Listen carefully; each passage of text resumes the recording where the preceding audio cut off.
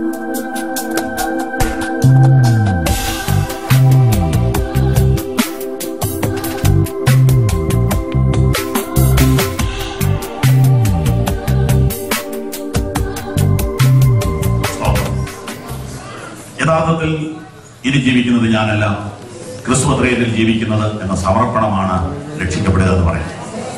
അത് തെളിയിക്കുന്നതാണ് സ്നാനം. പൗലോസ് പറയുന്നു, ഇനി ജീവിക്കുന്നത് ഞാൻ. കൊരിന്ത്യർ തിരിച്ചു വരിക 2 കൊരിന്ത്യർ 5:14.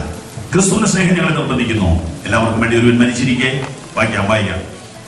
ക്രിസ്തുവിന്റെ സ്നേഹം ഞങ്ങളെ നിർബന്ധിക്കുന്നു, എല്ലാവർക്കും വേണ്ടി ഒരുവൻ മരിച്ചിരിക്കെ എല്ലാവരും മരിച്ചു എന്നും ജീവിക്കുന്നവർ ഇനി തങ്ങൾക്കായിട്ടല്ല തങ്ങൾക്ക് വേണ്ടി മരിച്ച് ഉയർത്തവനായിട്ട് തന്നെ ജീവിക്കേണ്ടതിന് അവൻ എല്ലാവർക്കും വേണ്ടി മരിച്ചു എന്നും ഞങ്ങൾ നിർണയിച്ചിരിക്കുന്നു. അടുത്ത വാക്യം. ആകയാൽ ഞങ്ങൾ ഇന്നു മുതൽ ആരെയും ജഡപ്രകാരം അറിയുന്നില്ല. ഞങ്ങളുടെ അണ്ടർസ്റ്റാൻഡിംഗ് ലെവൽ ചേഞ്ച് ആയി. ഞങ്ങൾ ഇനി മുതൽ ആരെയും ഇന്നലെ അറിഞ്ഞ പോലെ അറിയുന്നില്ല. അത് ഞങ്ങളുടെ അമ്മാച്ചനല്ലേ, ഇത് ഞങ്ങളുടെ അളിയനല്ലേ, ഇത് നമ്മുടെ കിഴക്കേലെ മത്തായി അല്ലേ? അല്ല, ക്രിസ്തുവിലല്ലെങ്കിൽ എന്നെ എവിടുത്തെ ആയാലും എന്നാ പ്രയോജനം? സ്തോത്രം. ഇതാ വേണ്ടി ജനിച്ചവന്റെ പ്രശ്നം. ഞങ്ങൾ ഇന്നു മുതൽ ആരെയും ഇനി ജഡപ്രകാരം അറിയുന്നില്ല. ഞാൻ ഇനിയും കാര്യങ്ങളെ അറിയുന്നത് പോലും വ്യത്യാസത്തിലൂടെയാണ്. അടുത്ത വാചകം വായിച്ചാണ്. ക്രിസ്തുവിനെ ജഡപ്രകാരം അറിഞ്ഞുവെങ്കിലും ഇനിമേൽ അങ്ങനെ അറിയുന്നില്ല. വായിച്ചോളൂ. ഒരുത്തൻ ക്രിസ്തുവിലായാൽ അവൻ പുതിയ സൃഷ്ടിയാകുന്നു, പഴയത് കഴിഞ്ഞുപോയി, ഇതാ അത് പുതുതായി തീർന്നിരിക്കുന്നു. അതിനൊക്കെയും ദൈവം തന്നെ കാരണഭൂതൻ. ഒരുത്തൻ ക്രിസ്തുവിലായാൽ അവൻ പുതിയ സൃഷ്ടിയാകുന്നു, പഴയത് കഴിഞ്ഞുപോയി, ഇതാ അത് പുതുതായി തീർന്നിരിക്കുന്നു. അതിനൊക്കെയും ദൈവം തന്നെ കാരണഭൂതൻ. ഇങ്ങനെ ഒരു മാറ്റം വരുന്ന അനുഭവമാണ് മരണം എന്ന പദം കൊണ്ട് ബൈബിൾ വിശേഷിപ്പിക്കുന്നത്. അതാണ് വരിക ക്രൂശിക്കപ്പെടുക എന്ന പ്രസിദ്ധമായ വലിയ പുസ്തകം തെളിയിക്കുന്ന സന്ദേശം. അതിന്റെ ഇംഗ്ലീഷ് കോസ്റ്റ് ഓഫ് ഡിസൈപ്പിൾഷിപ്പ് ആണ്. കർത്താവിനോട് കൂടെ മരിക്കുക എന്ന് പറഞ്ഞാൽ അതൊരു സമർപ്പണത്തെയാണ് സൂചിപ്പിക്കുന്നത്. ജീവിതം പൂർണ്ണമായി കർത്താവിന് വിട്ടുകൊടുക്കുക. ഇനി മുതൽ ഞാൻ അറിയുന്നത് വേറൊരു ലെവലിലാണ്. ഇനി മുതൽ ഞാൻ ചിന്തിക്കുന്നത് വേറൊരു ലെവലിലാണ്. ഇനി മുതൽ എന്റെ വിലയിരുത്തലുകൾ വേറൊരു ലെവലിലാണ്. പൗലോസിന്റെ ഭാഷ ഫിലിപ്പിയർ 3 പറയുന്നത്, ഞാനിപ്പോൾ ഇന്നലെ വരെ എനിക്ക് വിലയേറിയതായിരുന്നത് ഇപ്പോൾ ഞാൻ ചവർന്നും ഛേദമെന്നുണ്ട്. അപ്പോൾ തന്റെ അണ്ടർസ്റ്റാൻഡിങ് മാത്രമല്ല മാറിയത്, താൻ വിലയിരുത്തലിനെ കുറിച്ചുകൂടെ തനിക്ക് മാറ്റം വന്നിരിക്കുന്നു. താൻ ഇന്നലെ വരെ വില കൂടിയത്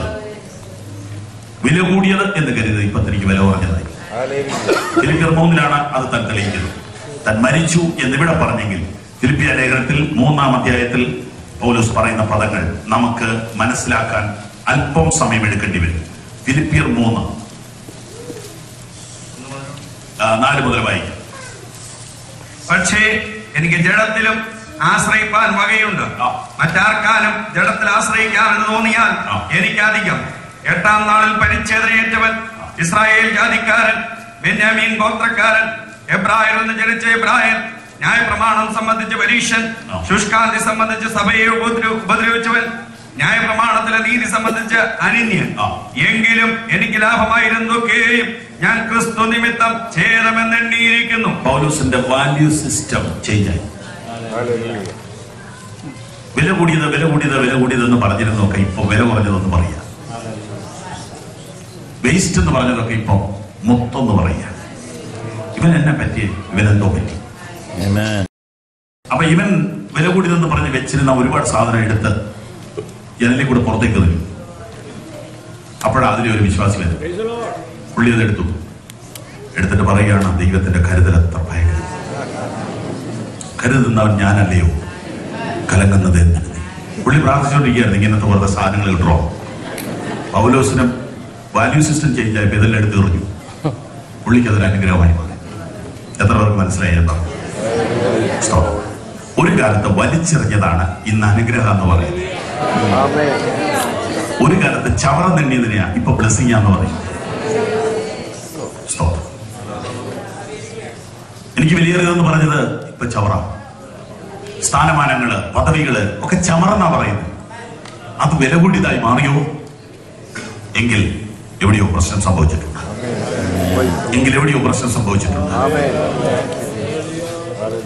കേരളത്തിൽ നവീകരണത്തിന് ശബ്ദമുയർത്തിയ ഒരു മനുഷ്യനെ അതിന്റെ മുഴുവനും കൂടെ തലവനാക്കാൻ വേണ്ടി അന്നത്തെ ആളുകൾ മുതിർന്നപ്പോൾ പുള്ളി കാല് പിടിച്ചു പറഞ്ഞു, എന്നെ ആക്കരുത്.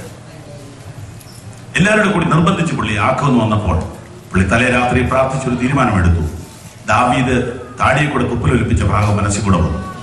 പുള്ളി അത് തന്നെ ചെയ്തു.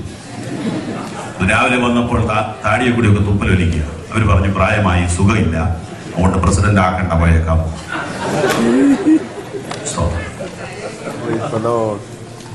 വേറൊരു ഭക്തൻ അതിനെക്കുറിച്ച് എഴുതിയത് ഇങ്ങനെയാണ്: ഇന്ന് ഒരു സ്ഥാനം കിട്ടാൻ തുപ്പലൊലിപ്പിക്കുക, അന്ന് ഒരു സ്ഥാനം കിട്ടാതിരിക്കാൻ തുപ്പലൊലിപ്പിച്ചു. രണ്ടും തുപ്പല് തന്നെ. ചവറ് ഇപ്പൊ വിലയേറിയതായി, ചപ്പ് ഇപ്പൊ മുത്തായി. അങ്ങനെ വരുമ്പോ മുത്ത് ചപ്പ. മാറ്റം, കാഴ്ചപ്പാടിൽ മാറ്റം, വിലയിരുത്തൽ മാറ്റം, അണ്ടർസ്റ്റാൻഡിങ്ങിൽ മാറ്റം, നടപ്പിൽ മാറ്റം, മൊത്തം മാറ്റമാണ്. ഒരുത്തൻ ക്രിസ്തുവിലായ അവൻ പുതിയ സൃഷ്ടി. പഴയത് കഴിഞ്ഞുപോയി, സകലവും പുതുതായി തീർന്നിരിക്കുന്നു. ഇതാണ് മരണം. മരണം എന്ന് പറഞ്ഞാൽ വേദനയുള്ളതാണ്. വാസ്തവത്തിൽ അന്നൊക്കെ വിശ്വാസി വരുന്നവനെ, എനിക്കിനി ഇങ്ങനൊരു മകനില്ല, എനിക്കിനി ഒരു മകളില്ല, പടിയടച്ചു എന്നൊക്കെ പറഞ്ഞാൽ അതിന്റെ അർത്ഥം മരിച്ചെന്ന. വാസ്തവത്തിൽ അതായിരുന്നു നമ്മുടെ വിജയം. അങ്ങനെ മരിച്ചു എന്നതിനാൽ ജീവൻ വ്യാപരിച്ചു. അതായിരുന്നു നമ്മുടെ വിജയം. അതുകൊണ്ട് ഒരു ശക്തിക്ക് നമ്മളെ കീഴടക്കാൻ കഴിയില്ല. മരിച്ചവനെ തോപ്പിക്കാൻ പറ്റുമോ? മരിച്ചവനെ അപമാനിക്കാൻ പറ്റുമോ? മരിച്ചവനെ തരം താഴ്ത്താൻ പറ്റുമോ? മരിച്ചവനെ അവഹേളിക്കാൻ പറ്റുമോ? മരിച്ചവനെ ഒന്നും ചെയ്യാൻ പറ്റുകയില്ല. സമൂഹം തോറ്റുപോയി. നിന്നെ ഞാൻ കൊല്ലുമെന്നൊരു വിഷ്ണുവിനോട് പറഞ്ഞു, നടക്കുകയില്ല. കാരണം ഞാൻ മരിച്ചു കഴിഞ്ഞാൽ ഇതിൽ ഇറങ്ങിയത്. സ്തോത്രം. നിന്റെ സ്വത്തുക്കളെല്ലാം കണ്ടു കിട്ടും, പറ്റുകയില്ല. എന്റെ സ്വത്ത് സ്വർഗത്തിലാ. ലോകത്തിൽ ആർക്കും ഒന്നും ചെയ്യാൻ പറ്റാത്തൊരു മാർഗമായത്. ആർക്കും തൊടാൻ പറ്റുകയില്ല. ഇവിടെ ഒന്നും ഇല്ലെന്ന്. വി എ തോമസിനെ അടിക്കാൻ വന്നപ്പോ വി എ തോമസ് പറഞ്ഞു, നിന്റെ കഷ്ടകാല, എന്നെ തൊട്ട അന്നേരം ഞാൻ വീട്ടിൽ പോകും, നീ ജയിലിലും പോകും. ഞാൻ എങ്ങനെയൊന്ന് പോകാൻ നോക്കിയിരിക്കുക. അത് നിന്റെ കയ്യാലായ സംഗതി ഒത്തു, പക്ഷെ നീ ജയിലിൽ പോകും. ഇങ്ങനെയുള്ളതിനെ എന്നെ ചെയ്യാൻ പറ്റും?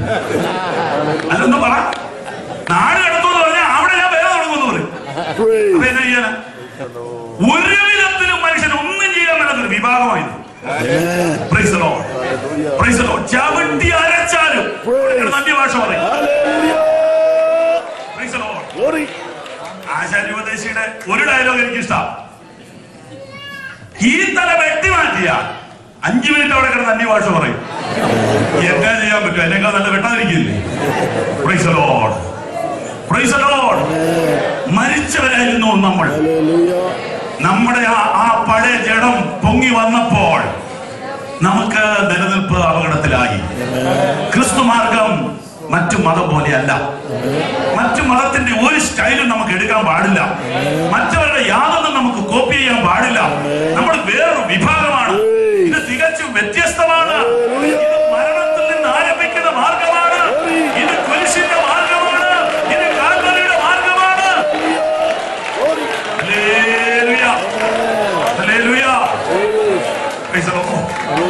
ഞാൻ ഇന്നലെ റൂമിൽ ചെന്നപ്പോൾ ഇങ്ങനെ ഓർത്തു, ദൈവപുത്രൻ വെയിലത്ത് നഗ്നനായി കിടന്നതുകൊണ്ടല്ലേ നമ്മൾ ഇനി മനോഹരമായി ഉടുപ്പിട്ട് ഈ വേദിയിൽ നിൽക്കുന്നു.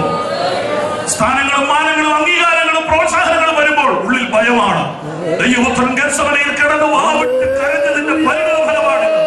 ഇറച്ചി കഷണം കശാപ്പ് കടയിൽ തൂക്കി കിടക്കുന്നത് പോലെ ദൈവപുത്രനെ അടിച്ചു കീറി വെയിലത്ത് കെട്ടി തൂക്കിയതിന്റെ ഫലമല്ലേ ഞാൻ ഇവിടെ നിൽക്കുന്നത്.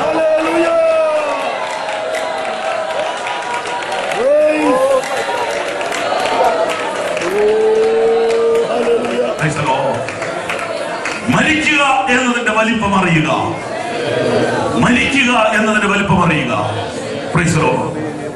നീ എന്തൊക്കെ കർത്താവിന് വേണ്ടി ചെയ്തു എന്നുള്ളതല്ല വിഷയം. കർത്താവ് പറഞ്ഞത് ചെയ്തു എന്നുള്ളതാണ് വിഷയം.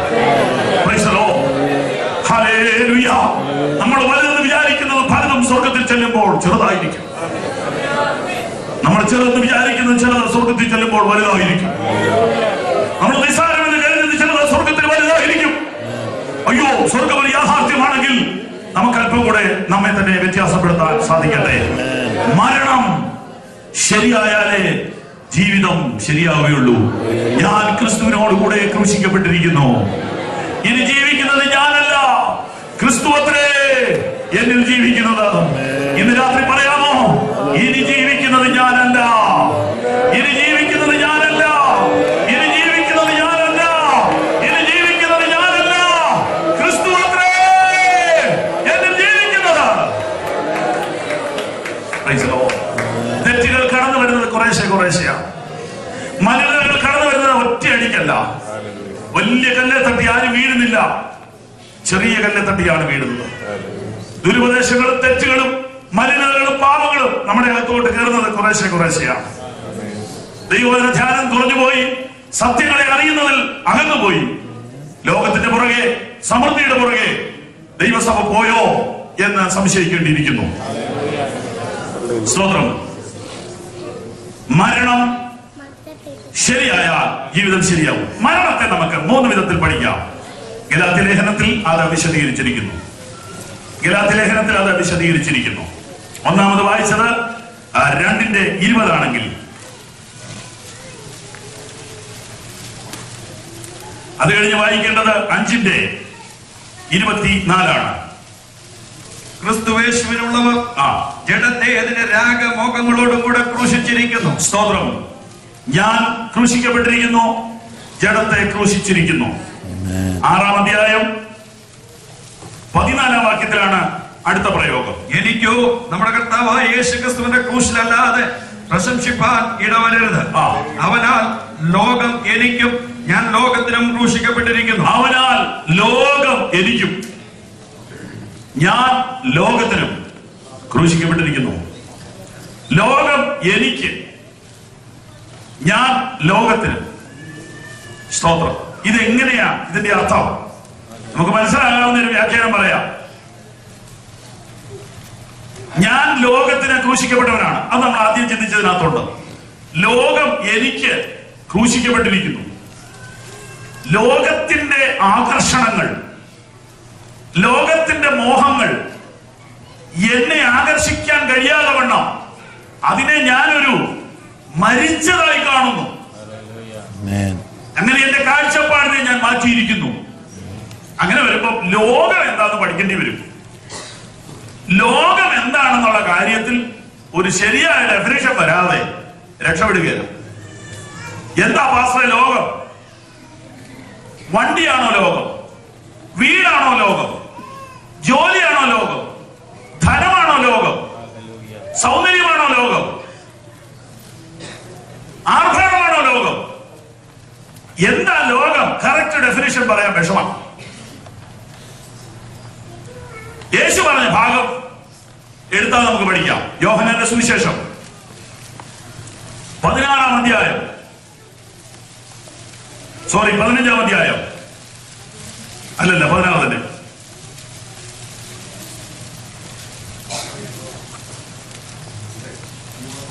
15-18 ലോകം നിങ്ങളെ പകയ്ക്കുന്നു എങ്കിൽ അത് നിങ്ങൾക്ക് മുൻപേ എന്നെ പകച്ചിരിക്കുന്നു എന്നറിവീൻ. അപ്പൊ 2 കാര്യം ലോകം എന്താന്നുള്ളത്. 1, യേശുവിനെ പകച്ച സാധനം.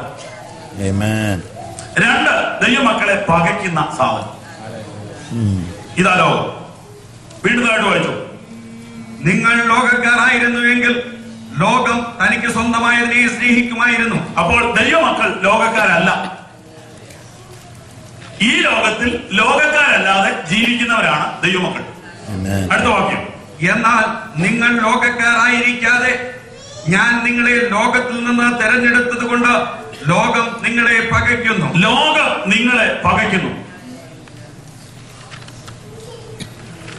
നമ്മളെ ലോകം പകയ്ക്കുന്നുണ്ടോ? ഉത്തരം, പാസ്റ്ററെ ഇപ്പൊ പഴയ പോലെ പകയ്ക്കുന്നില്ല. എന്നാൽ ലോകം ഒരുപാട് നന്നായി. അല്ലെങ്കിൽ നമ്മൾ ചിലപ്പോ താഴോട്ടിറങ്ങി.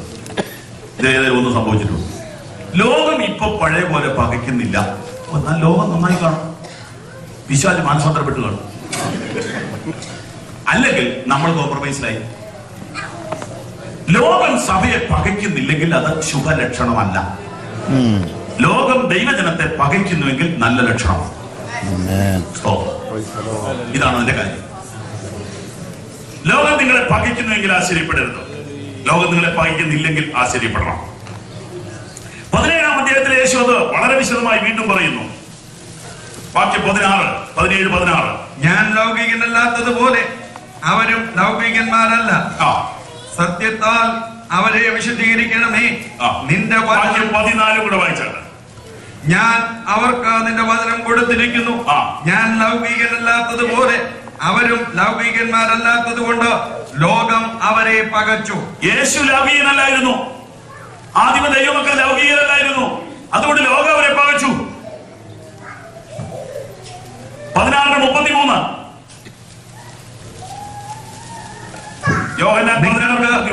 നിങ്ങൾക്ക് എന്നിൽ സമാധാനം ഉണ്ടാകേണ്ടതിന് ഇത് നിങ്ങളോട് സംസാരിച്ചിരിക്കുന്നു. ലോകത്തിൽ നിങ്ങൾക്ക് കഷ്ടമുണ്ട്, എങ്കിലും ധൈര്യപ്പെടുവീൻ, ഞാൻ ലോകത്തെ ജയിച്ചിരിക്കുന്നു എന്ന് പറഞ്ഞു. ലോകത്തിൽ നിങ്ങൾക്ക് കഷ്ടമുണ്ട്, കഷ്ടമില്ല എന്ന് പഠിപ്പിക്കുന്ന ഏതെങ്കിലും ഗ്രൂപ്പുകൾ ഉണ്ടോ? ഉണ്ട്. ടെലിവിഷനിൽ ധാരാളം പ്രശ്നം കേൾക്കുന്ന കൂട്ടത്തിൽ ഞാൻ കേട്ടു. കഷ്ടത കഷ്ടത എന്ന് പറയുന്ന ധാരാളം ആളുകൾ ഇപ്പോഴുണ്ട്. എന്നാൽ എന്റെ ബൈബിളിൽ കഷ്ടത തരുന്ന ഒരു ദൈവമില്ല എന്ന് പ്രസംഗിക്കുന്നത് ഞാൻ നേരിട്ട് കേട്ടു. ഞാനൊരു കത്തെഴുതി ചുമ്മാ അയച്ചു, ബൈബിൾ ഒന്നുകൂടി വായിച്ചു നോക്കുക, അപ്പൊ ആ വിഷയം തീരുമെന്ന് എഴുതി. ലോകത്തിൽ നിങ്ങൾക്ക് കഷ്ടമുണ്ട്, എങ്കിലും ധൈര്യപ്പെടുവീ, ഞാൻ ലോകത്തെ ജയിച്ചിരിക്കുന്നു എന്ന് പറഞ്ഞാൽ ലോകത്തിൽ നിങ്ങൾക്ക് കഷ്ടമുണ്ടെങ്കിൽ നിങ്ങൾ നോക്കുകയില്ല. നിങ്ങൾ എന്റെ കൂടെ നിന്നാൽ നിങ്ങൾ ലോകത്തെ ജയിക്കും. ലോകത്തിൽ നിങ്ങൾക്ക് കഷ്ടമുണ്ട്, ലോകം നിങ്ങളെ പകയ്ക്കും. അത് ദൈവസഭയുടെ അടയാളമാണ്. സ്തോത്രം. 14-ാം അധ്യായം 30-ാം വാക്യം, യോഹന്നാൻ 14:30. ഞാൻ ഇനി നിങ്ങളോട് വളരെ സംസാരിക്കുകയില്ല, ലോകത്തിന്റെ പ്രഭു വരുന്നു. ലോകത്തിന്റെ പ്രഭു വരുന്നു. അവൻ എന്നോട് ഒരു കാര്യവുമില്ല. അവൻ എന്നോട് ഒരു കാര്യവുമില്ല. അവന്റെ ഒന്നും എന്നിലില്ലെന്ന് വേറൊരു തർജ്ജമ. ഞാൻ അവരുമായി ഒരു ബിസിനസ്സും ഇല്ലെന്ന് വേറൊരു തർജ്ജമ. ഈ ലോകത്തിന്റെ പ്രഭു, അവൻ ലോകം എന്താന്ന് പഠിക്കാൻ അടുത്ത കീ ഇവിടെ കിട്ടി. ലോകത്തിനൊരു പ്രഭുവുണ്ട്. പ്രഭു ആരാ? നമുക്കറിയാം, പിശാചാണ്. അപ്പൊ അവന്റെ ജോലി എന്നാ? അവന്റെ ജോലി 2 കൊരിന്ത്യർ 4:4 എഴുതിയിരിക്കുന്നു. സുവിശേഷത്തിന്റെ പ്രകാശനം ശോഭിക്കാതിരിപ്പാൻ മനുഷ്യന്റെ കണ്ണ് കുരുടാക്കുന്ന ജോലിയാണ് ഈ ലോകത്തിന്റെ പ്രഭുവിന്. അപ്പൊ സുവിശേഷം പ്രകാശിപ്പിക്കാതെ, വചനം പ്രകാശിപ്പിക്കാതെ കണ്ണടക്കിപ്പിക്കുക, കണ്ണ് കുരുടാക്കി കളയുന്ന ജോലിയാണ് പിശാച് ചെയ്തുകൊണ്ടിരിക്കുന്നത്. അപ്പൊ പിശാചിന്റെ നിയന്ത്രണത്തിൽ പോകുന്ന വ്യവസ്ഥിതിയാണ് ലോകം. ലോകം എന്ന് പറഞ്ഞ ഒരു സാധനം എന്ന് പറയാൻ പറ്റിയല്ല. ലോകം എന്ന് പറയുന്നത് പിശാചിന്റെ നിയന്ത്രണത്തിലുള്ള വ്യവസ്ഥിതിയാണ്. വ്യവസ്ഥിതിയാണ്. ഇനി ഇതിനെ നിയന്ത്രിക്കുന്ന സാധനം എന്താ? ഒന്നും സംശയിക്കണ്ട, പണം. നിങ്ങൾക്ക് ദൈവത്തെയും മാമോനെയും സേവിക്കാൻ കഴിയില്ല, പക്ഷെ ഉപയോഗിക്കാൻ കഴിയും. പണത്തെ നിങ്ങൾക്ക് ഉപയോഗിക്കാം, സേവിക്കരുത്. സമ്പത്ത് വർദ്ധിച്ചാൽ അതിൽ മനസ്സ് വയ്ക്കരുത്, അതിൽ പുകഴരുത്, അതിനെ വലുതായിട്ട് കാണരുത്, അതിനെ എല്ലാറ്റിന്റെയും അടയാളമായിട്ട് എടുക്കരുത്, അതിനെ വിശുദ്ധിയായിട്ട് എടുക്കരുത്, അതിനെ അനുഗ്രഹമായിട്ട് എടുക്കരുത്, അതിനെ ശ്രേഷ്ഠതയായിട്ട് എടുക്കരുത്. അതുള്ളയാള് വിശുദ്ധനാണെന്നോ ദൈവത്തിന്റെ അനുഗ്രഹമാണെന്നോ പഠിപ്പിക്കരുത്. പ്രശ്നമുണ്ടാവും.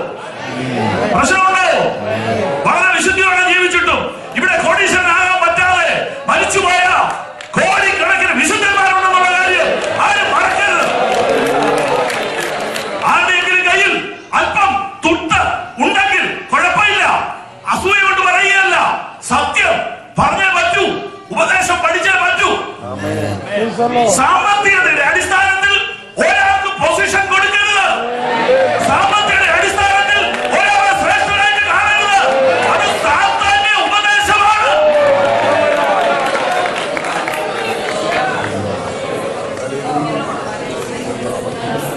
Hallelujah, hallelujah, hallelujah, hallelujah. സ്തോത്രം. ഈ ലോകത്തിന്റെ അതിനെ നിയന്ത്രിക്കുന്ന ഘടകം ധനമാണ്. പിശാച് യേശുവിനോട് പറഞ്ഞു, വീണെന്തി എന്ന് നമസ്കരിച്ചാൽ ഈ കാണുന്ന മുഴുവൻ സമ്പത്തും നിനക്ക് തരാം. ആരോടാ പറയുന്നത്? എന്ത് മണ്ണത്തിലുമാണ് പറയുന്നത്? അപ്പൊ അവന് ഇത്രയും ധൈര്യം ഉണ്ടല്ലോ. അത് പറയാതെ പിന്നെ നമ്മളോട് പറയാതിരിക്കൂ. ഇനി ഇത് ഉടനെ യേശു ഇങ്ങനെ ചോദിച്ചിരിക്കട്ടെ, അത് തരാൻ നിനക്ക് എങ്ങനെയാ നോക്കുന്നത്? അത് എന്റെ അപ്പന്റെ അല്ലേ എന്ന് ചോദിച്ചില്ലല്ലോ. അപ്പൊ ഇവന് കൊടുക്കാൻ പറ്റുമെന്നതിന് അർത്ഥമില്ലേ? അപ്പൊ അവന് വേണമെങ്കിൽ ഒരാളെ ധനികനാക്കാമോ? ആക്കാം. എല്ലാരും അതങ്ങനെയാണെന്നല്ല എന്റെ അർത്ഥം. സ്തോത്രം. അപ്പൊ അത് മാത്രം നമ്മൾ ഒരു അടയാളമായിട്ട് എടുക്കേണ്ടതെന്നാ പറഞ്ഞത്. അപ്പൊ സാത്താന് വേണമെങ്കിൽ ഒരുത്തിന് സമ്പത്ത് കൊടുക്കാൻ പറ്റും. ആ നിലയിലാണ് അവൻ യേശുവിന്റെ അടുക്കൽ വന്നത്. യേശു അതിന് മറുപടി കൊടുത്തു വിട്ടു. നിന്റെ ദൈവത്തെ മാത്രമേ ആരാധിക്കാവൂ എന്ന് പറഞ്ഞു വിട്ടു. സ്തോത്രം. യേശു ഒരു ധനവാന്റെ ഉപമ നമുക്ക് പഠിക്കാൻ വേണ്ടി ലൂക്കോസിൽ വെച്ചിട്ടുണ്ട്. അവൻ വലിയ സമ്പത്തുള്ളവനായിരുന്നു. അവൻ യേശുവിന്റെ അടുക്കൽ ചെന്നിട്ട് വസ്തു വീതം വെക്കുന്ന കാര്യം ആവശ്യപ്പെട്ടപ്പോൾ യേശു പറഞ്ഞ മറുപടി, എന്നെ ഇങ്ങനെയുള്ള കാര്യത്തിന് വിളിക്കാൻ നിന്നോട് ആരാ പറഞ്ഞു? ലൂക്കോസ് 12:13-15.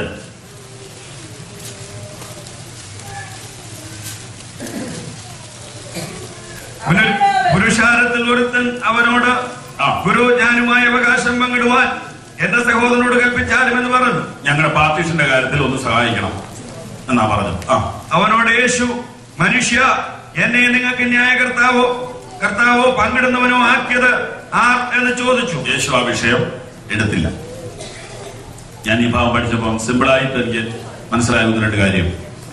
കല്ലെറിഞ്ഞു കൊല്ലാൻ കൊണ്ടു നടത്തിയ സ്ത്രീയുടെ കേസും യേശു എടുത്തു. ഞാൻ മാനേജ് ചെയ്യാമെന്ന് പറഞ്ഞു.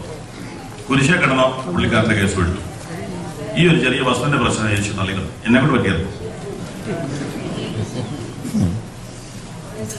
അതാണ് എനിക്ക് മനസ്സിലാകുന്നത്. അതിന്റെ കാരണം എനിക്ക് മനസ്സിലായത് പറയാം.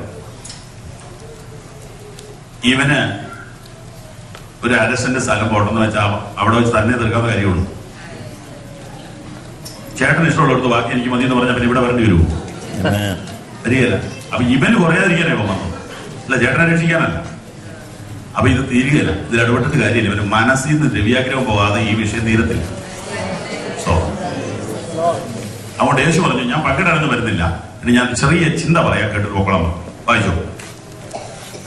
പിന്നെ അവരോട്, സകല ദ്രവ്യാഗ്രഹവും സൂക്ഷിച്ച് ഒഴിഞ്ഞുകൊള്ളുവീൻ. ഒരുത്തന് സമൃദ്ധി ഉണ്ടായാലും അവന്റെ വസ്തുവകയല്ല അവന്റെ ജീവനാധാരമായിരിക്കുന്നത് എന്ന് പറഞ്ഞു.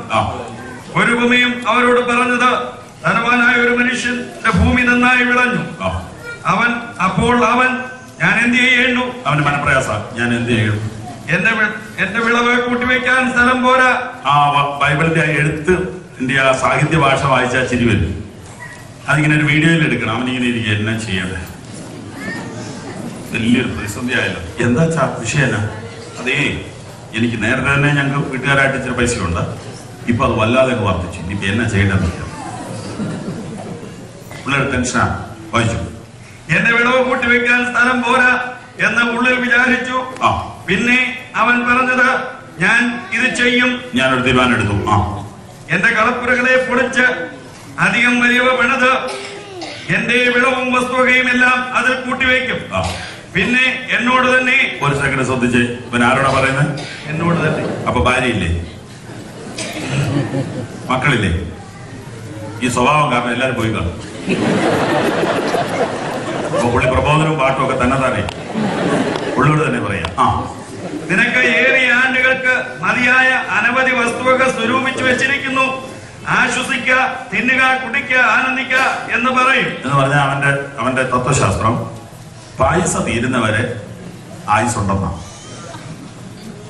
ആയുസ് എത്ര വേണേലും ഉണ്ട്. പൈസ ഉണ്ടെങ്കിൽ ആയുസുണ്ട്. ഇതാ പുള്ളി ധരിച്ചത്. നിനക്ക് എത്ര വർഷം വേണേലും ജീവിക്കാൻ അതിനുള്ള ഞാൻ എന്ത് ചെയ്തിട്ടുണ്ട്? ദൈവം പറയാണ്. ദൈവമോ അവനോട്, മൂഢ, ഈ രാത്രിയിൽ നിന്റെ പ്രാണനെ എന്നോട് ചോദിക്കും. പിന്നെ നീ ഒരുക്കി വെച്ചത് ആർക്കാകും എന്ന് പറഞ്ഞു. കർത്താവ് എന്തിനാ ഈ ഉപമ വെച്ചത്? അവൻ ധനത്തിൽ ആശ്രയിക്കുന്ന ഒരു മനുഷ്യനെ നമ്മുടെ മുമ്പിൽ അവതരിപ്പിക്കുക. ഇതാ ലോകത്തെ കൺട്രോൾ ചെയ്യുന്ന സംഭവം. ഇതാ ലോകത്തെ മുഴുവനും കൺട്രോൾ ചെയ്യുന്ന ധനമാണ്. അതിനെ കീഴടക്കിയവനാണ് ദൈവം. ലോകത്തെയും ലോകത്തിലുള്ളതിനെയും സ്നേഹിക്കരുത്. ലോകവും അതിന്റെ മോഹവും ഒഴിഞ്ഞു പോകും. ദൈവേഷ്ടം ചെയ്യുന്നവനോ എന്നേക്കും ജീവിക്കും. ധനം ഒരു നല്ല ദാസനാണ്, മോശം യജമാനാണ്. ധനത്തെ ഉപയോഗിക്കാം. കപ്പൽ വെള്ളത്തിൽ കൂടെ പോകുന്നു, വെള്ളത്തിൽ കൂടെ പോവുള്ളൂ. പക്ഷെ വെള്ളം ഇതിനകത്തേക്ക് അമിതമായി കയറിയാൽ ഈ കപ്പൽ വെള്ളത്തിൽ മുങ്ങിപ്പോകും. ലോകത്തിലാണ് ദൈവമക്കളെ വെച്ചിരിക്കുന്നത്. പക്ഷെ ലോകമകത്ത് കയറരുത്. ലോകത്തിന്റെ നയങ്ങൾ, ലോകത്തിന്റെ ചിന്തകൾ, ലോകത്തിന്റെ ഫാഷൻ, ലോകത്തിന്റെ സ്റ്റൈൽ ദൈവമക്കളിലേക്ക് കടന്നു വരുമ്പോൾ സൂക്ഷിച്ചുകൊള്ളുക, ഈ കപ്പൽ മുങ്ങും. മരണം ആധികാരികമായി ഇവിടെ പൗലോസ് പഠിപ്പിക്കുകയാണ്. ലോകം എനിക്ക് മരിച്ചു, ഞാൻ ലോകത്തിന് മരിച്ചു. ജഡത്തെ രാഗമോഹങ്ങളോടുകൂടെ ക്രൂശിച്ചു, ഞാൻ ക്രൂശിക്കപ്പെട്ടു. ഇന്ന് രാത്രിയിൽ നമ്മുടെ വീണ്ടും ജനനം ഒരിക്കൽ കൂടെ ഉറപ്പുവരുത്താം. നാം രക്ഷിക്കപ്പെട്ടിരിക്കുന്നു എന്ന് ഒരിക്കൽ കൂടെ ഉറപ്പുവരുത്താം. നമുക്ക് രൂപാന്തരം സംഭവിച്ചിട്ടുണ്ടോ എന്നൊന്നുകൂടെ പരിശോധിക്കാം. പാപത്തോട് വെറുപ്പ് തോന്നുന്നുണ്ടോ? ലോകത്തോട് വെറുപ്പ് തോന്നുന്നുണ്ടോ? ഈ ലോകം എന്റെ വീടല്ല എന്ന ചിന്തയുണ്ടോ? എനിക്കിവിടെ നിലനിൽക്കുന്ന നഗരം ഇല്ല എന്ന് കൂടെ പറയുന്നുണ്ടോ? അബ്രഹാം വാഗ്ദത്ത ദേശത്ത് ഒരു അന്യദേശത്ത് എന്ന പോലെ പാർത്തു. അബ്രഹാം നമ്മളെക്കാളൊക്കെ എത്രയോ സമ്പന്നനായിരുന്നു. പക്ഷെ വാഗ്ദത്ത ദേശത്തും അവനൊരു അന്യദേശത്ത് എന്ന പോലെ പാർത്തു. മക്കളോട് പറഞ്ഞു, നമ്മൾ ഇവിടെ പരദേശികളാണ്. പരദേശികളെന്ന് ഏറ്റു പറഞ്ഞുകൊണ്ട് വിശ്വാസത്തിൽ മരിച്ചു. പരദേശികളെന്ന് ഏറ്റു പറഞ്ഞുകൊണ്ട് വിശ്വാസത്തിൽ മരിച്ചു. ഇങ്ങനെ പറയുന്നവർ ഒരു പിതൃദേശം അന്വേഷിക്കുന്നു എന്ന് കാണിക്കുന്നു. ഈ വിധത്തിൽ ലോകത്തെ മാറ്റി നിർത്തി നിത്യതയെ മുന്നിൽ കണ്ട് ജീവിച്ചതാണ് വേദപുസ്തകം നമുക്ക് വെളിപ്പെടുത്തുന്ന ചരിത്രം. നമ്മുടെ ജീവിതത്തിൽ വന്ന മാറ്റം ഒന്നുകൂടെ ഉറപ്പുവരുത്തുക. ഇന്ന് വരെയും യഥാർത്ഥമായ വീണ്ടും ജനനം, രൂപാന്തരം, രക്ഷാനിർണയം പ്രാപിച്ചിട്ടില്ലെങ്കിൽ ഇന്ന് രാത്രിയിൽ അതിനെക്കുറിച്ച് ഗൗരവമായി ചിന്തിക്കും. 1 യോഹന്നാൻ 3-ാം അധ്യായം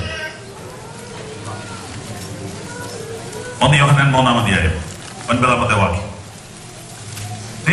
ദൈവത്തിൽ നിന്ന് ജനിച്ചവൻ ആരും പാപം ചെയ്യുന്നില്ല. പ്രിയപ്പെട്ടവരെ, നമ്മുടെ ചിന്താ വിഷയം നമുക്ക് പ്രായോഗികമാക്കണമെങ്കിൽ നാം വീണ്ടും ജനിക്കാതെ പറ്റിയില്ല. ദൈവത്തിൽ നിന്ന് ജനിച്ചവൻ ആരും പാപം ചെയ്യുന്നില്ല. ചില ലളിത തർജ്ജമയ്ക്കകത്ത് പാപം തുടരുന്നില്ല എന്ന് കാണുന്നുണ്ട്.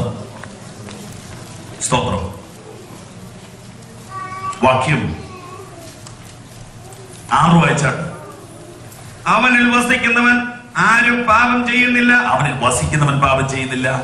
അവനിൽ നിന്ന് ജനിച്ചവൻ പാപം ചെയ്യുന്നില്ല. എന്തുകൊണ്ട് ചെയ്യുന്നില്ല? 9-ാം വാക്യം. ദൈവത്തിൽ നിന്ന് ജനിച്ചവൻ ആരും പാപം ചെയ്യുന്നില്ല. ദൈവത്തിന്റെ വിത്ത് അവനിൽ വസിക്കുന്നു.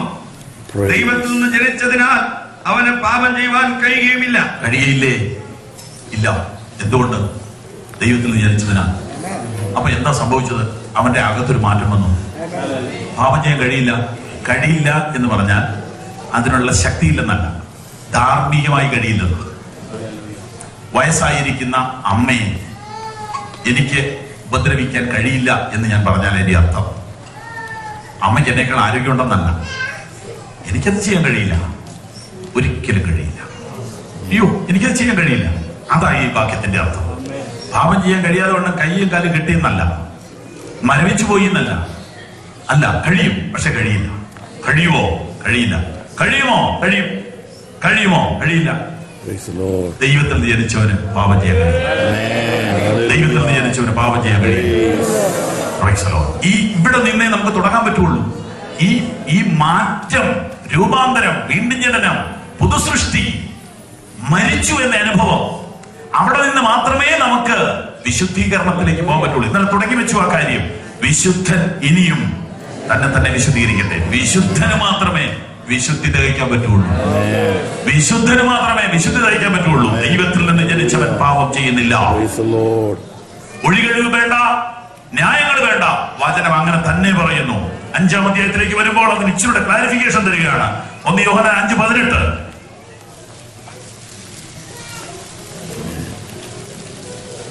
1 യോഹന്നാൻ 5:18. ദൈവത്തിൽ നിന്ന് ജനിച്ചിരിക്കുന്നവൻ ആരും പാപം ചെയ്യുന്നില്ല എന്ന് നാം അറിയുന്നു.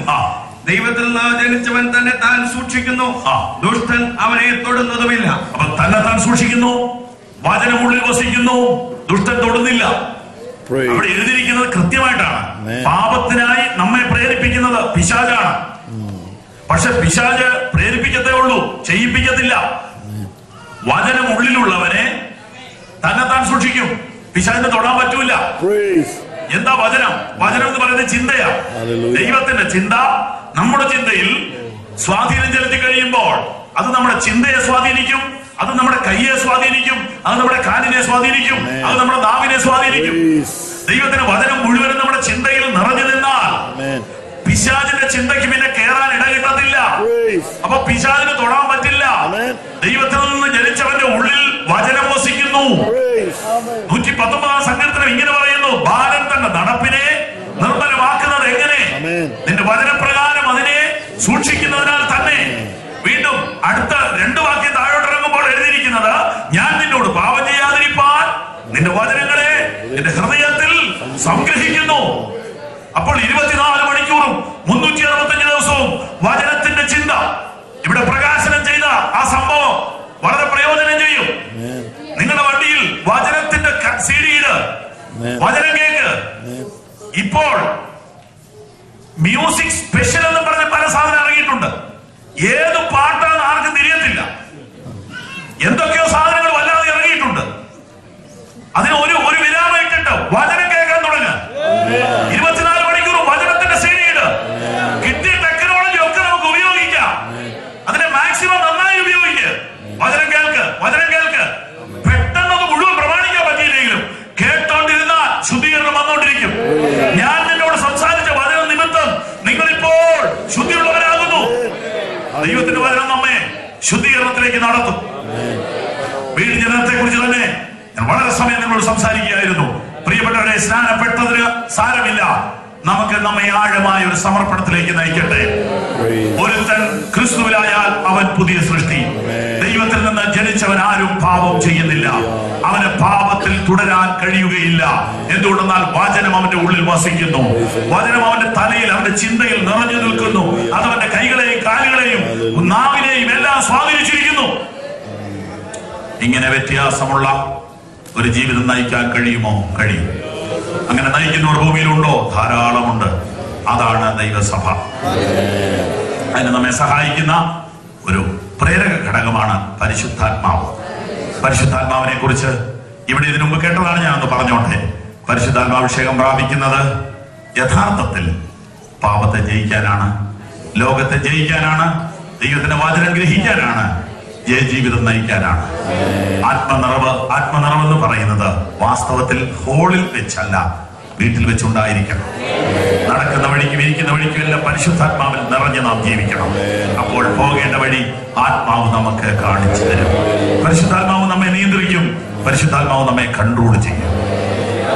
സ്തോത്രം. റോമർ 8:1-2-3 പെട്ടെന്ന് വായിച്ചാട്ടെ.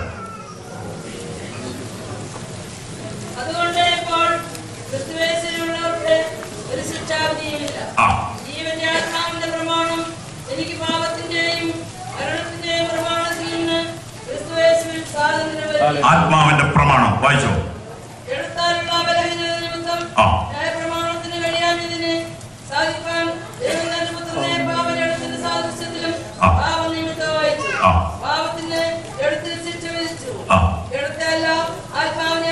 ആത്മാവിനെ അനുസരിച്ച് നടക്കുക എന്ന പദം അവിടെ വന്നു.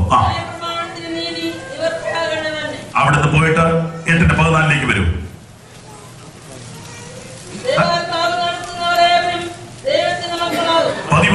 ചേർത്ത് വായിച്ചോ.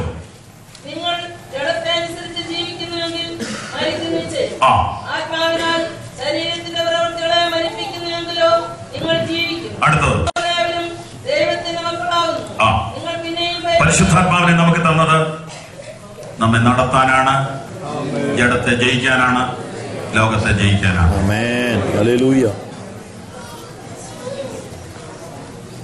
അവിടെയും മിസ്റ്റേക്ക് പറ്റിയിട്ടുണ്ട്. ഇതെല്ലാം ബാഹ്യമായി പോയി, ഇതൊന്നും ആന്തരികത്തിലേക്ക് വന്നില്ല. റോമർ 6 നമ്മൾ തുടങ്ങിയത്. റോമർ 6 എന്താ പറഞ്ഞത്? സ്നാനമാണ്. യഥാർത്ഥത്തിൽ സ്നാനത്തിൽ വെള്ളത്തിന്റെ ശക്തിയല്ല അവിടെ ഉദ്ദേശിക്കുന്നത്. നിങ്ങൾ അറിയുന്നില്ലയോ എന്ന പദം അവിടെ 4 പ്രാവശ്യം ഉപയോഗിച്ചിരിക്കുന്നു. നിങ്ങൾ എന്തിനാ സ്നാനപ്പെട്ടെന്ന് നിങ്ങൾ അറിയണം. എന്തിനാ സ്നാനപ്പെട്ടത്? കർത്താവിനോടുകൂടെ മരിച്ചു, കുഴിച്ചിട്ടു, ഉയർത്തെഴുന്നേറ്റു എന്ന ബോധ്യത്തിലാണ് സ്നാനത്തിന്റെ ശക്തി ഇരിക്കുന്നത്. ആ ബോധ്യത്തിൽ മാത്രമേ അതിന് വിലയുള്ളൂ. അല്ലാതെ ആ വെള്ളത്തിൽ നടത്തിയ കർമ്മം കൊണ്ട് ആരും ദൈവരാജ്യത്തിൽ പോകുന്നില്ല. ബാഹ്യമായ ചടങ്ങ് ഒരുവനെ ഒരു സഭയുടെ അംഗമാക്കത്തേ ഉള്ളൂ, ദൈവരാജ്യത്തിൽ പോകത്തില്ല. മരിച്ചാലല്ലേ കുഴിച്ചിടാൻ പറ്റുള്ളൂ. അപ്പൊ മരണം ഉറപ്പു വന്നാലേ സ്നാനത്തിന് അർത്ഥമുള്ളൂ. സ്തോത്രം. അപ്പൊ ജീവിതത്തിൽ യേശു കർത്താവിനോടുകൂടെ മരിച്ചു, കുഴിച്ചിട്ടു, ഉയർത്തെഴുന്നേറ്റു. നാം അവനോടുകൂടെ മരിച്ചുവെങ്കിൽ കൂടെ ജീവിക്കും. അത് കഴിഞ്ഞാണ് പരിശുദ്ധാത്മാവിനെ കുറിച്ച് പറയുന്നത്. പരിശുദ്ധാത്മാവിൽ നിറഞ്ഞു എന്ന് പറയുന്നതും ഒരു ചടങ്ങായി തീർന്നോ? ബൈബിൾ പഠിക്കുമ്പോൾ ഏറ്റവും കൂടുതൽ പരിശുദ്ധാത്മാവിനെ കുറിച്ച് പറഞ്ഞിരിക്കുന്നത് കൊരിന്ത്യർ ലേഖനത്തിലാണ്. കൊരിന്ത്യർ ലേഖനത്തിൽ കൃപാവരങ്ങളെ കുറിച്ചുള്ള മനോഹരമായ ക്ലാസ്സാണ് നടക്കുന്നത്. പക്ഷെ ഞെട്ടിപ്പിക്കുന്ന ഒരു വാക്യം ഉണ്ടായിരുന്നു. 3-ാം അധ്യായം 16-ാം വാക്യം. 1 കൊരിന്ത്യർ 3:16. നിങ്ങൾ ദൈവത്തിന്റെ മന്ദിരമെന്നും ദൈവത്തിന്റെ ആത്മാവ് നിങ്ങളെ വസിക്കുന്നു എന്നും അറിയുന്നില്ലയോ? ഞാനിത് ക്ലാസ് പോലെ പറയാൻ പറ്റുള്ളൂ. 14-ാം അധ്യായം 14, 26-27 വായിച്ചു.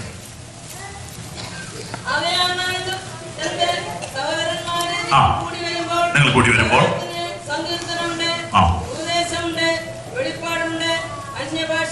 ഇതെല്ലാം ഉള്ള സഭയാണ്. വായിച്ചോ അടുത്ത വാക്യം.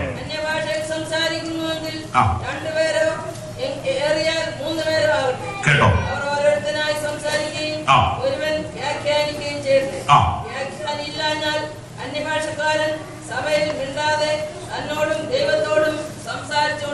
വാക്യം 29. പ്രവാചകന്മാർ കേട്ടോ? അങ്ങനെയുള്ള പ്രശ്നങ്ങളൊന്നും നമ്മുടെ സഭകളിൽ ഇപ്പൊ ഇല്ല. കാരണം എവിടുന്നേലും ഒരു പ്രവാചകനെ കൊണ്ടുവരേണ്ട ആവശ്യം നമുക്ക് വന്നിരിക്കുക. 2-3 പ്രവാചകന്മാരൊന്നും ഇല്ല, ക്യൂ നിൽക്കേണ്ട പ്രശ്നം വരുന്നില്ല. അന്യഭാഷയിൽ സംസാരിക്കുന്നവരെ അങ്ങനെ കണ്ടമാനം കൺട്രോൾ ചെയ്യേണ്ട ആവശ്യം വരുന്നില്ല. കാരണം സംസാരിക്കുന്നില്ലല്ലോ. വലിയൊരു പാട്ട് പാടാൻ ചെറുതായിട്ട് വല്ലതും പറഞ്ഞെങ്കിലേ ഉള്ളൂ. അങ്ങനെ ഈ വിധത്തിൽ കൊരിന്ത്യർ സഭയിലുള്ള ഒരു ബുദ്ധിമുട്ട് നമുക്കിപ്പോ ഇല്ല. ഉണ്ടെങ്കിലും വല്ല പുതിയ സഭകളിലേ ഉള്ളൂ. എന്നാൽ അവിടുത്തെ പ്രോബ്ലം അല്ല, അതാ ഭയങ്കരം. അവരോട് ചോദിക്കുക 3:16 മറക്കരുത്. നിങ്ങൾ ദൈവത്തിന്റെ മന്ദിരമെന്നോ ദൈവത്തിന്റെ ആത്മാവ് നിങ്ങൾ വസിക്കുന്നു എന്ന് പറയുന്നില്ലയോ? ഇതെന്താ? എനിക്കത് വായിച്ചോ ഭയങ്കര അത്ഭുതം. സകല കൃപാവരങ്ങളും. കാരണം സഭായോഗത്തിൽ ഒരു കൺട്രോളിംഗ് ഏർപ്പെടുത്തേണ്ടി വന്നു. വചന ശുശ്രൂഷയ്ക്ക് ഇച്ചിരി സമയം മാറ്റി വെക്കണം സഹോദരന്മാരെ എന്ന് പറയുക. ഇതിനകത്ത് സംഭവം അതാ. എല്ലാം ചന്തമായി നടക്കട്ടെ, ഒന്നും നിർത്തുമൊന്നും വേണ്ട, എല്ലാം വേണം. പ്രവചനം വേണം, അന്യഭാഷ വേണം, വ്യാഖ്യാനം വേണം, എന്ന വചന ശുശ്രൂഷയ്ക്കും സമയം വേണം എന്ന് പറഞ്ഞുകൊണ്ടാണ് ലേഖനം എഴുതുന്നത്. പക്ഷെ അവരോട് ചോദിക്കുക, ദൈവത്തിന്റെ ആത്മാവ് നിങ്ങൾ വസിക്കുന്നത് നിങ്ങൾ അറിയുന്നില്ലയോ? എനിക്ക് മനസ്സിലായ ഭാഷ ഞാൻ പറയാം. കൂടി വരുമ്പോൾ ഉള്ള പരിശുദ്ധാത്മാവിനെ നിങ്ങൾക്ക് അറിയാം, പക്ഷെ കൂടെ വരുന്ന പരിശുദ്ധാത്മാവിനെ അറിയില്ല. ഞായറാഴ്ചയുള്ള പരിശുദ്ധാത്മാവിനെ നിങ്ങൾക്ക് അറിയാം, തിങ്കളാഴ്ചയുള്ള പരിശുദ്ധാത്മാവിനെ അറിയില്ല. പള്ളിയിലുള്ള പരിശുദ്ധാത്മാവിനെ നിങ്ങൾക്ക് അറിയാം, പള്ളിക്കൂടത്തുള്ള പരിശുദ്ധാത്മാവിനെ അറിയില്ല. ഇതാ പറഞ്ഞതിന്റെ അർത്ഥം. കൂടി വരുമ്പോ വരും. എപ്പോഴാ കൂടി വന്ന് 1.5 മണിക്കൂർ 3 മണിക്കൂർ കഴിയുമ്പോൾ ആള് വരും. എന്നിട്ട് എപ്പോ പോകും? പാട്ട് കഴിയുമ്പോ പോകും. പിന്നെ എപ്പോ വരും? അടുത്ത ഞായറാഴ്ച വരും. ഇതെന്താ പറയുന്നേ? നിങ്ങൾ ദൈവത്തിന് മന്ദിരമെന്നോ ദൈവത്തിന്റെ ആത്മാവ് നിങ്ങളെ വസിക്കുന്നുവെന്നോ അറിയുന്നില്ലേ? സ്വത്രം. കൂടി വരുമ്പോഴല്ല വരുന്നത്, നിങ്ങളുടെ കൂടെ ഉണ്ട്. പിന്നെ ഒരുമിച്ച് കൂടി ആരാധിക്കുക എന്നുള്ളതേ അതിനകത്ത്. ഉപദേശം തെറ്റി പാട്ടുപാടുമ്പോൾ അല്ല അവൻ വരുന്നത്, അവനാൽ നിയന്ത്രിക്കപ്പെടുന്നവർ പാടുമ്പോൾ എന്തൊരു സന്തോഷമാണ്. പരിശുദ്ധാത്മാവിനാൽ നിയന്ത്രിക്കപ്പെടുന്നവര്, പരിശുദ്ധാത്മാവിനെ അനുസരിച്ച് ജീവിക്കുന്നവര്, പരിശുദ്ധാത്മാവിനാൽ ഓരോ കാര്യവും ചെയ്യുന്നവര് ഒരുമിച്ചൊന്ന് ആരാധിച്ചേ. അവിടെ ആരുടെ കഴിവല്ല പ്രകടിപ്പിക്കുന്നത്, ദൈവത്തിന്റെ തീ അവിടെ നിന്നങ്ങ് കാത്തും. അവര് പോകുന്നിടത്തെല്ലാം അതിന്റെ എഫക്ട് ഉണ്ടാകും. അങ്ങനെ ബാഹ്യമായ കാര്യങ്ങൾ ആ മതങ്ങളിലെല്ലാം അത് തന്നെ പതുക്കെ നമ്മളിലും വന്നു ചേരുന്നു. സ്നാനം എന്ന ചടങ്ങ് ബാഹ്യമായി, അഭിഷേകം എന്ന ചടങ്ങ് ബാഹ്യമായി, ഇതിന്റെ ഒന്നും ആന്തരിക അർത്ഥത്തിലേക്ക് വന്നില്ല. അവിടെ വരുമ്പോഴാണ് നമുക്ക് പരാജയം സംഭവിക്കുന്നത്. അങ്ങനെ ഇതിന്റെ എല്ലാം ആഴത്തിൽ നാം നമ്മെ തന്നെ സമർപ്പിക്കുമ്പോൾ ദൈവം തന്റെ പ്രവൃത്തി ചെയ്തോളും. അവിടെ നിന്നേ നമുക്ക് വിശദീകരണത്തിലേക്ക് വരാൻ കഴിയുകയുള്ളൂ. സ്തോത്രം. എന്തെല്ലാം തകർച്ചകൾ നമുക്ക് സംഭവിച്ചു. കഴിഞ്ഞ ദിവസം ഒരു സഹോദരി എന്നോട് പറയുകയാണ്, പാസ്റ്ററെ, നമ്മുടെ ആ കൊച്ചിന്റെ കല്യാണം കഴിഞ്ഞില്ലേ, 6 മാസമായൊരു കാര്യ, അതങ്ങ് ഡൈവോഴ്സ് ചെയ്യാന്ന് വിചാരിക്കുക. ഞാൻ ചുട്ടിപ്പോയി. ഞാൻ സിസ്റ്റർ എത്ര പെട്ടെന്ന് അങ്ങനെ പറയാൻ സിസ്റ്റർ തോന്നി എങ്ങനെയാ? അല്ല, ഞാൻ ഒരാളോട് ചോദിച്ചപ്പോ കുഴപ്പമില്ലെന്ന് പറഞ്ഞല്ലോ. അപ്പൊ എന്താ അതിന്റെ അർത്ഥം? ഡയലോഗ് തന്നെ കാന്നുപോയി. ഞാൻ ആ സഹോദരിയോട്, സഹോദരി, ബൈ ചാൻസിൽ ഒരാൾ അങ്ങനെ ചെയ്തു എന്നതിനേക്കാൾ തെറ്റാണ് നിങ്ങൾ ഇതിനെ ഇത്ര ലൈറ്റായിട്ട് പറയുന്നത്. ഒരു സംഭവം ഒരിടത്ത് നടന്നു എങ്കിൽ അതിന് ആ വ്യക്തി കണക്ക് പറഞ്ഞാൽ മതി. നിങ്ങൾ ഇതിനെ ഇത്ര ലൈറ്റായിട്ട് കമ്മ്യൂണിക്കേറ്റ് ചെയ്താൽ നിങ്ങൾ ഈ തലമുറയെ നശിപ്പിക്കുക. ഇവര് രക്ഷപ്പെടാൻ വേണ്ടി അടുത്ത ഡയലോഗ് കേൾക്കണോ? ഇന്നടെ തഞ്ചിട്ടങ്ങ് അങ്ങനെ കഴിഞ്ഞിട്ടുണ്ടെന്ന്. അപ്പൊ അവർ അതിന്റെ ഡിക്ഷണറി തപ്പുകയായിരുന്നു. എവിടെയൊക്കെ ഇങ്ങനെ നടന്നിട്ടുണ്ടോ? അതായത് 10ാം ക്ലാസ്സിൽ തോറ്റ കുട്ടിക്ക് സമാധാനം കിട്ടണമെന്നുണ്ടെങ്കിൽ തോറ്റ 10 പേരുടെ ലിസ്റ്റ് എടുക്കുക എന്നുള്ളത്. വേറെ എന്നാ പറഞ്ഞാൽ കൊച്ചിന് സമാധാനം വരികയില്ല. മോനെ, അപ്പുറത്തെ പെണ്ണും തോറ്റടാ, ഇപ്പുറത്തെ ചെറുക്കനും തോറ്റടാ, ഓ സമാധാനം. അപ്പൊ 10 പേരോടെ തോറ്റ് കാണാനല്ലേ പ്രാർത്ഥിച്ചുകൊണ്ടിരിക്കുന്നത്. അപ്പൊ ദൈവസഭയുടെ അവസ്ഥയോ? ഇനി അതിനെ ന്യായീകരിക്കാനുള്ള ഗ്രീക്ക് പഠിക്കേക്കും. അതെ, നമ്മൾ ആ പറഞ്ഞ വാക്യം ഗ്രീക്കിൽ അങ്ങനെയല്ലോ. കുഴയുമ്പോൾ ഏതെങ്കിലും കുഴച്ചിന് ചാടുന്നവരൊക്കെ ഗ്രീക്കിന് പോണത്. ക്ഷമിക്കണം, വിവാദം തെറ്റിപ്പോയി ഞാൻ പറഞ്ഞ പദം. ഗ്രീക്ക് പഠിക്കുന്നത് അതിനല്ല. സോറി, ഞാൻ വിഷയത്തിൽ വന്നപ്പോ പറഞ്ഞ ക്ഷമിക്കണം. ഒരു ഉപദേശ വിഷയം സ്ഥാപിച്ചു വരുമ്പോൾ നിങ്ങൾ അതിന്റെ ഗ്രീക്ക് എടുത്തോ. ഇത് ജീവിതത്തിൽ തോറ്റിട്ട് അതോ ഗ്രീക്കിൽ ഒന്നുകൂടെ നോക്കണമെന്ന് പറഞ്ഞ എന്തിനാ? Praise the Lord. Praise the Lord. ഞാൻ ആദ്യം പറഞ്ഞതിന് ക്ഷമ ചോദിക്കുന്നു. ദൈവവചനം നന്നായി പഠിക്കണമെങ്കിൽ മൂലഭാഷ പഠിക്കണം. അതല്ല ഞാൻ ഉദ്ദേശിച്ച അർത്ഥം. എക്സ്ക്യൂസ് ആക്കരുത് ഇതൊന്നും. കർത്താവ് ആധികാരികമായി പറഞ്ഞ ഉപദേശ വിഷയങ്ങളെ ലൈറ്റായിട്ട് കാണുന്നത് എങ്ങനെയാ? ലൈറ്റായിട്ട് പറയുന്നത് എങ്ങനെയാ?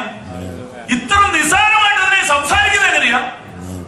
അയ്യോ, അപ്പൊ നമ്മൾ എവിടെയൊക്കെയാ പോണത്? നമ്മൾ എന്താ സംസാരിക്കുന്നത്? ഇതിനനുസരിച്ച് കൈകൊട്ടിയാ മതിയോ? ഇതിനെല്ലാം അനുവദിച്ചു പാട്ട് പാടിയാ മതിയോ? എവിടെ തികയ്ക്കുന്നു വിശുദ്ധി?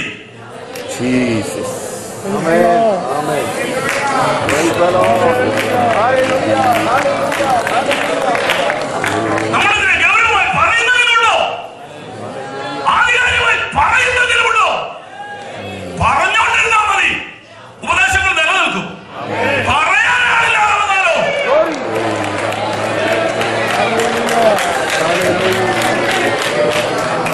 ദുർനടപ്പും യാതൊരു അശുദ്ധിയും നിങ്ങളുടെ പേർ പറയുന്നത്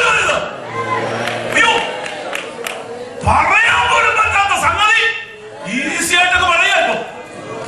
ഈസിയായിട്ട് പറയാം.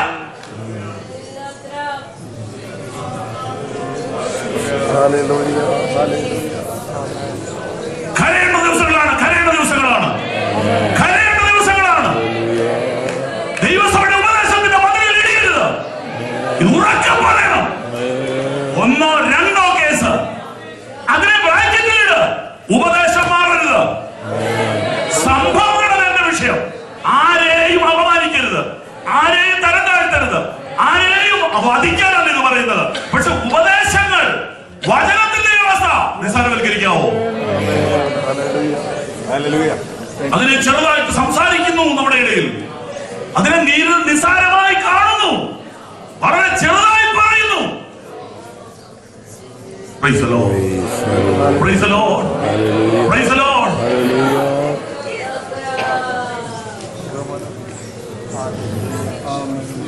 ശരീരം പ്രദർശിപ്പിക്കുന്ന വസ്ത്രധാരണം വേദപുസ്തകം അനുവദിക്കുന്നില്ല. India or America, Gulf or Africa, biblical culture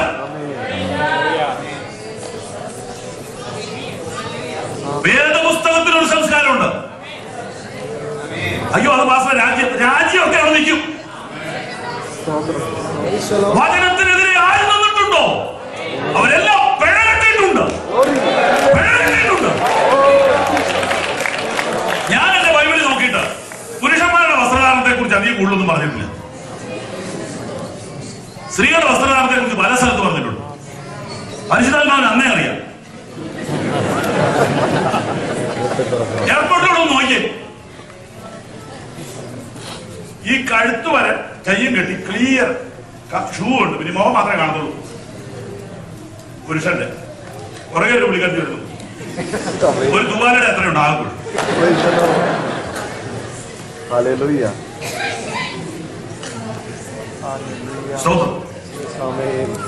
നേരെ തിരിച്ചായ ഒരു കുഴപ്പമില്ല. കേരളത്തില് ഈ റബ്ബർ തടി മുറിച്ച് ലോറിയെ കയറ്റുമ്പോൾ പുരുഷന്മാരത് ചെയ്യുന്നു. ഒരു ചെറിയ തോർത്തിക്കിന് ചുറ്റും, വേറെ ഒന്നും ഉണ്ടാവില്ല. തടി ഇങ്ങനെ എടുക്കും. അതേ ജോലി പെണ്ണുങ്ങൾ അതുപോലെ നിന്ന് ചെയ്താലോ? റോഡ് കംപ്ലീറ്റ് ബ്ലോക്കായി പോയിരുന്നു.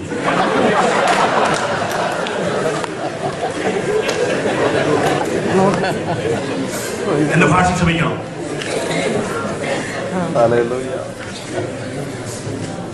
ഇത് ഇച്ചിരി അനുവദിച്ചാൽ എവിടെ ചെല്ലും? അത് പാസ്വേ, അത് പിള്ളേരല്ലേ പാസ്വേ, അനുഭവിക്കും. നിന്റെ കയ്യിൽ നിൽക്കിയാലിത് നീ കരയും. കുറെ കഴിയുമ്പോ നീ പോയിട്ട് കരയും. നീ സമ്പാദിച്ചത് മുഴുവനും വെറുതെ ആയിപ്പോ, വെറുതെ ആയിപ്പോ.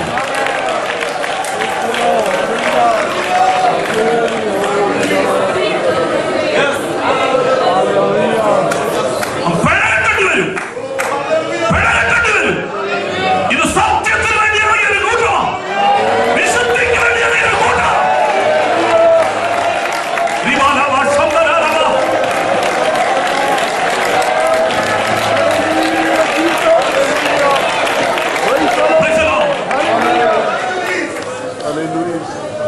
മറയ്ക്കാനാണോ പ്രദർശിപ്പിക്കാനാണോ ഡ്രസ്? ഒറ്റ ചോദ്യം. മറയ്ക്കാനാണോ പ്രദർശിപ്പിക്കാനാണോ ഡ്രസ്? ഉത്തരം അവരോട് പറഞ്ഞാൽ മതി. ഹോംവർക്ക്. പ്രദർശിപ്പിക്കുന്ന സാധനം വിൽപ്പനയ്ക്കാണെന്ന് ധരിക്കും. ക്ഷമിക്കണം. പ്രദർശിപ്പിച്ചിട്ടിരിക്കുന്ന എല്ലാം വില വയ്ക്കില്ല ആളുകൾ. പിശാചിനെ കൊടുക്കരുത്. കുറേശ്ശെ അനുവദിച്ചു, കുറേശ്ശെ അനുവദിച്ചു, കാരണച്ചു. പിള്ളേരല്ലേ പാസ്റേ, പോട്ടെ പാസ്റേ, എല്ലാം പോട്ടെ. ഒടുവിൽ പ്രസംഗികനായി ഞങ്ങൾ ആര് മേടിക്കും ഉറപ്പാ. നീ പറഞ്ഞില്ലല്ലോടാ മോനെ, നിനക്ക് അവസരം കിട്ടിയിട്ട്, നിനക്ക് ടിക്കറ്റും തന്ന, നിനക്ക് ഒന്നാമത്തെ അക്കോമഡേഷനും തന്ന, നിന്നെ ഇതിന്റെ മുമ്പിൽ കയറ്റി നിർത്തിട്ട് നീ പറഞ്ഞില്ലല്ലോടാ പൊന്നുമോനെ എന്നോട് ചോദിക്കല്ലേ?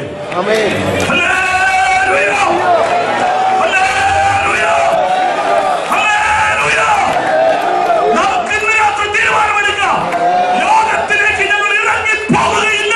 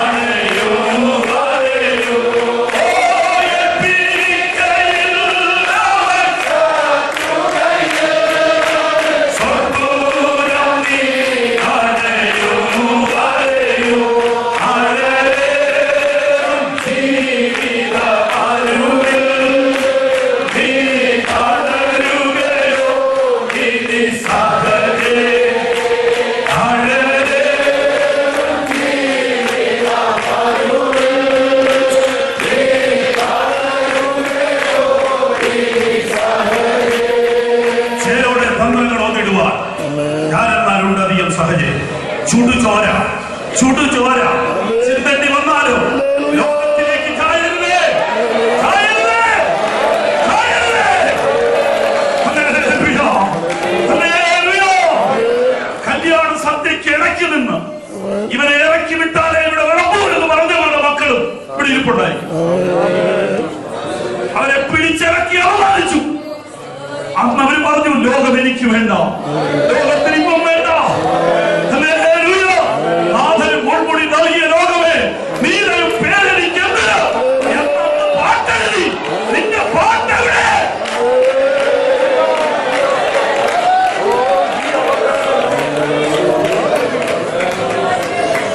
മുടിവെട്ടൽ നിന്ന് ബാർബറെ ഇറക്കി.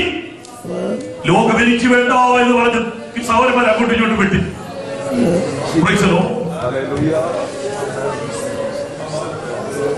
ഒന്നെങ്കിൽ അവർക്ക് അബദ്ധം പറ്റി, ഇല്ലെങ്കിൽ പിശാചൻ കൂടെ കണ്ണു കെട്ടി. ലോകമേതും യോഗ്യം അല്ലെനിക്കതാ, ശോകമില്ല ഭാഗ്യം ഉണ്ടോ ക്രിസ്തുവിൽ.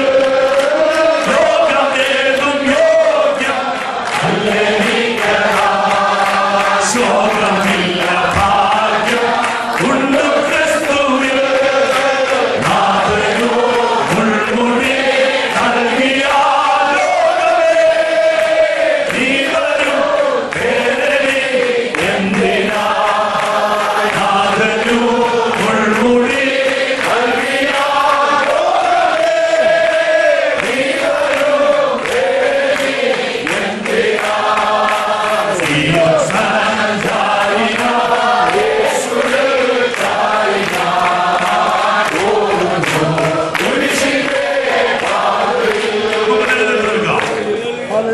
നാഥനെ മുൾമുടി നൽകിയ ലോകമേ, നീ തരുന്ന പേരെനിക്ക് വേണ്ടെന്ന് പറ.